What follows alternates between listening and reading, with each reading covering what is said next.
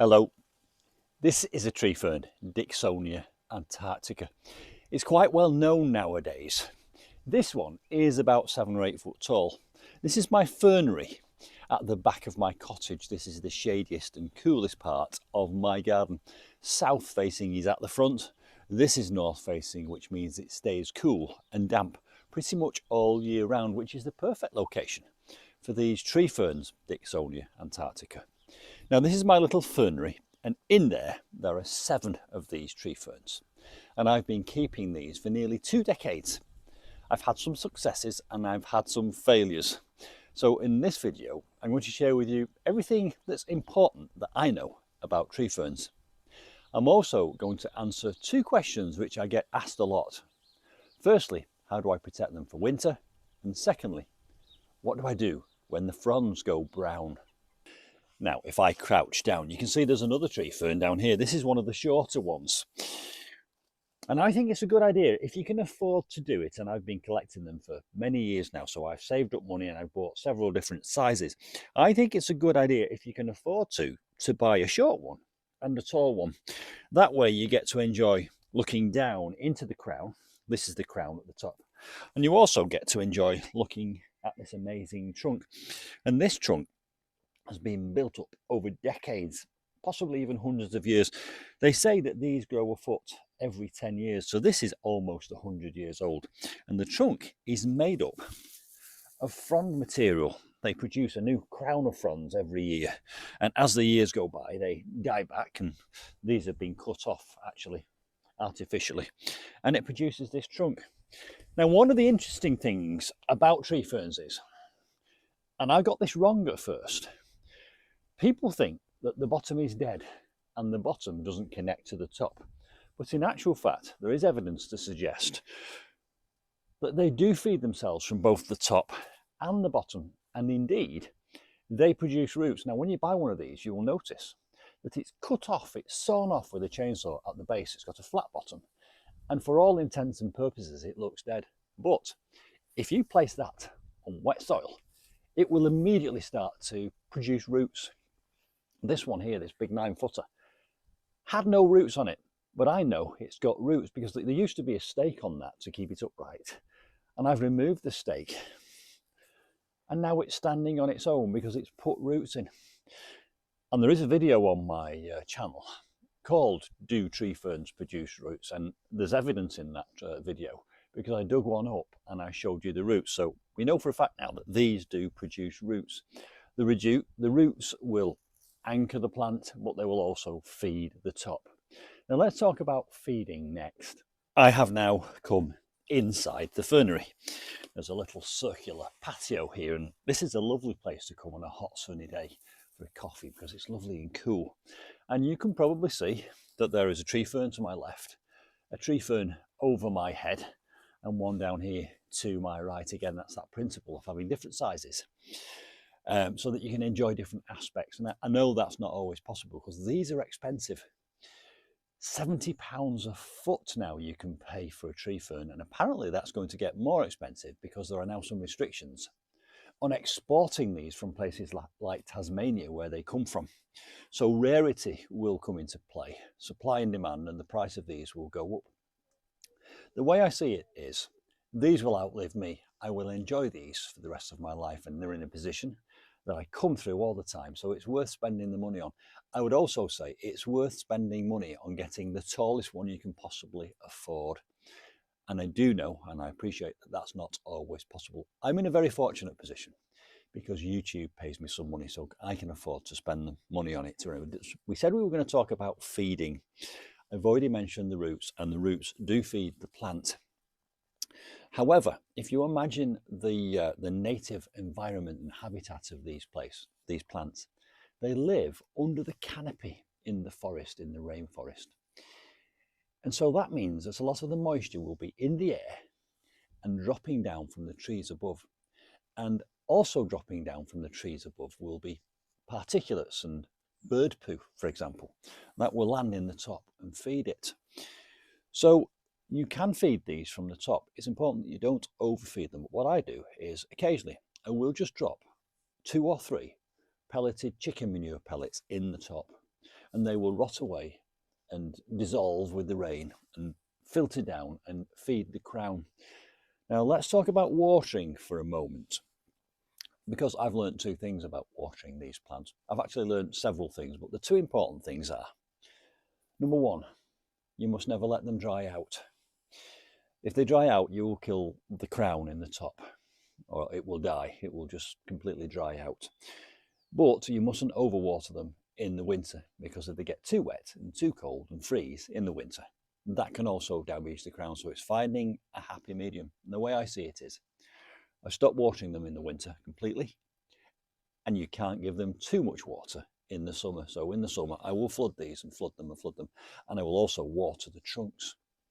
I think by soaking that trunk, it adds to the humidity in the air around the plants. So we've covered feeding and we've covered watering. So I would say, if you've got one of these, make sure it stays wet. Now that actually has a knock-on effect when you come to buy one of these. So let's talk about buying a tree fern. Now, of course, there are many places now that sell tree ferns.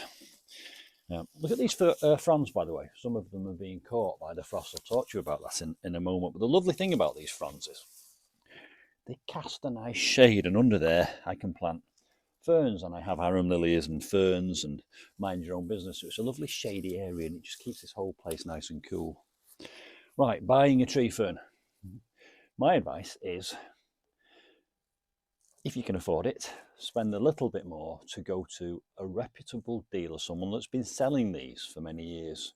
So there's places like the Palm Tree Company, and there's places like Knowbridge.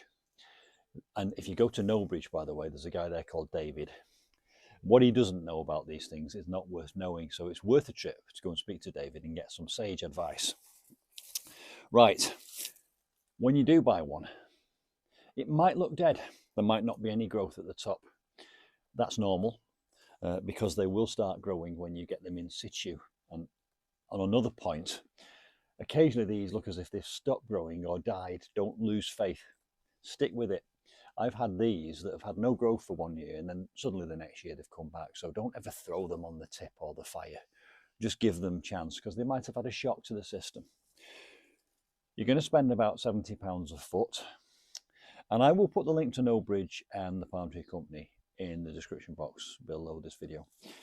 Now, when you buy one, you have to appreciate that this has come on a journey from Tasmania in a shipping container over the sea, probably set off last July and arrived in February.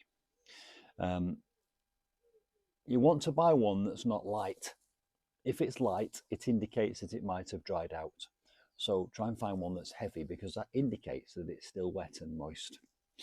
And also, as I've already said, and I'm reiterating the point, buy from somewhere that has a reputation and knows what they're talking about.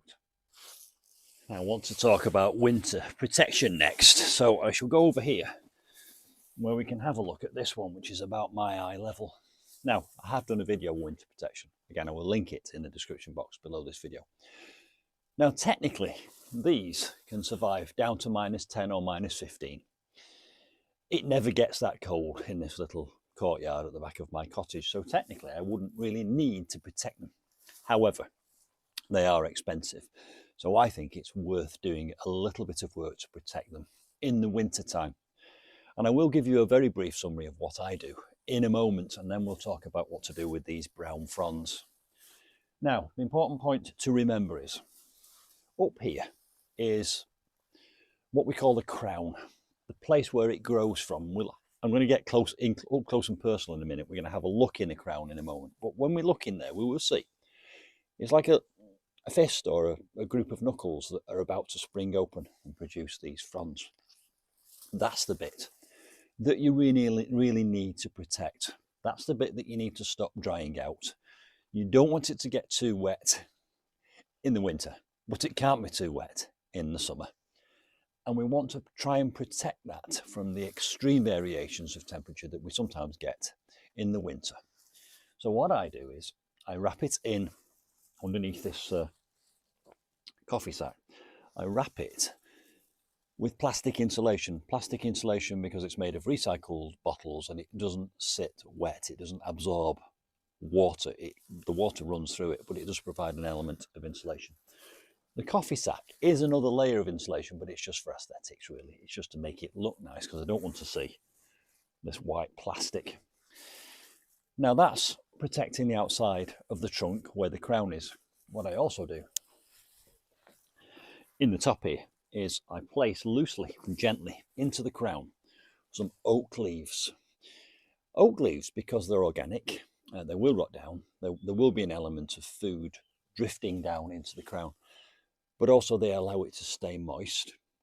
I don't compact them too hard because you don't want them to damage those fronds which are about to emerge in the spring. But it's important that you get them in there, and they will also allow moisture. A natural amount of rain will fall through and keep that crown damp underneath. And if you really want to, you can do what I've done. You can just place a little bit of horticultural fleece on top. It allows it to stay damp, but it stops the severe frost from penetrating. Right, I said we could have a look inside one, and that's what we'll do. We'll go and have a look inside this one now.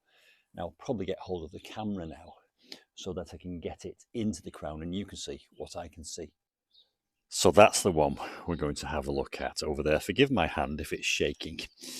There's the big one, the big fella, 9 foot tall. That's about 7 foot tall. We've got one here that's about 5 foot tall. This one here went dormant for a period of time, but it wasn't dead. It's come back, as you can see. And there's one down here, a short one, which is about 18 inches tall. And then another short one down here. And again, you get to see the top. This one at the back here, the one that I was just kneeling back, is a bendy one. It's leaning out, so I have had to stake it and tie it. You can see down there, I hope, a rope, which is just keeping that from falling down. Now that will have roots at the bottom. Right, this is the one that we're going to have a look at, and then when I put the camera back on the tripod, I'll talk to you about these brown fronds and what I do with them. And it is an area of debate, that. Right. There's some weave fabric just gently placed on top, just to add a layer of protection, but it also is permeable, so it allows dampness and water through. Just move that to one side. I will replace this, by the way, because we're only in the end of Feb. It's not time yet to remove the protection. I will remove the protection when there's no sign of any frosts around the corner. There's our oak leaves. Can you see? Just coming away. I'll place them to one side because I do need to replace them in a moment. And then we'll look inside here. And down in there, hopefully you can see, if I hold the camera still, several fronds. 1, 2, 3, 4, 5, 6, 7. And these are in dormancy. But at the first sign of any warmth and moisture, they will start to unfurl. I always compare them to like gorilla's knuckles, if you like, but they will start to unfurl like that, like my finger, and they'll just grow. And those little fronds there, miniature fronds, like miniature knuckles, they will grow out to these. And look at that. Now, it's difficult to give you a scale, but 1, 2, 3, 4, 5 or 6 feet on this one. And if you can imagine that one there, that big one, it's like a big umbrella, a great big canopy coming out and casting shade over the fernery here. It's wonderful. I love the effect it gives. So that's inside the crown of a tree fern. And now I will carefully place the leaves back, and I will carefully place this weed fabric. You can use weed fabric or horticultural fleece. And now I'll put the camera back on the tripod and we'll talk about what happens with these fronds. So that's what the inside of a crown looks like. That's the bit that you need to keep wet in the summer, damp in the winter, but not too wet in the winter, because you can imagine if frost or ice got into those little knuckles, it might do some damage.